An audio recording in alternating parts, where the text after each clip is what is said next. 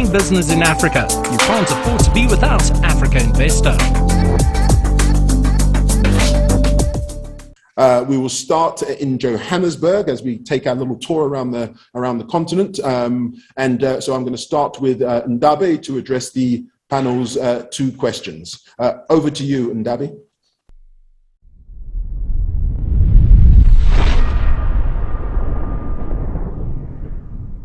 Good morning, everyone. My name is Ndabe Mkhize, Chief Investment Officer of the AfGIIB Pension Provident Fund.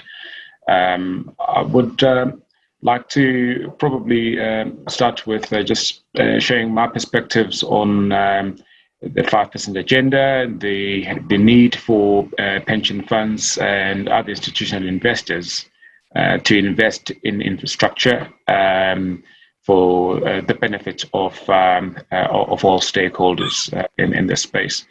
I must say that we, as pension funds, are long-term investors. We are investing for 70 plus years, knowing that we have benefits or promises that we've made to our pensioners for 70 more years to come.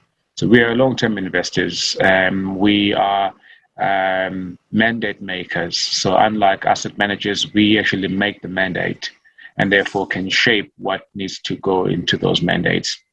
We are, as I mentioned, investors as well. So we don't only make mandates, but we can actually vote with our money by giving those mandates to the investors that are able to abide by those mandates.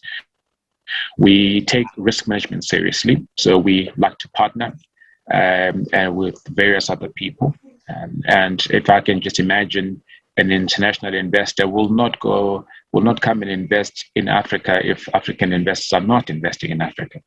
And neither would we take our own money and invest internationally if the international investors are staying away in droves. So all of those issues make it very important for asset owners and institutional investors to come together and collaborate, to be able to agree on issues pertaining to ESG and the taxonomy and the just transition and all these other factors that go hand in hand with ESG. They need to flatten the cost curve, the curve of investing in infrastructure.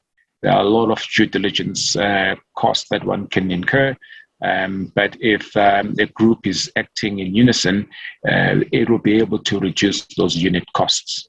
There's peer-to-peer learning, making the learning curve not as steep for each and every individual, because you can talk to your own peers. The last thing you want to know is to be taught by an asset manager who wants money from you.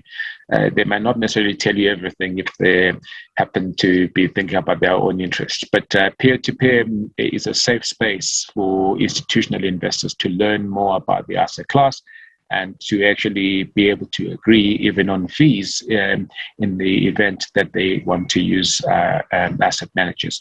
So it's a powerful platform that would help us increase the percentage of assets that are invested in infrastructure assets. In the past, the percentage has been even lower than 5%, especially if you take into account that the allocation to private markets tend to include private equity, venture capital, as well as infrastructure. So what is dedicated to infrastructure tends to be small. And we believe that that actually needs to grow.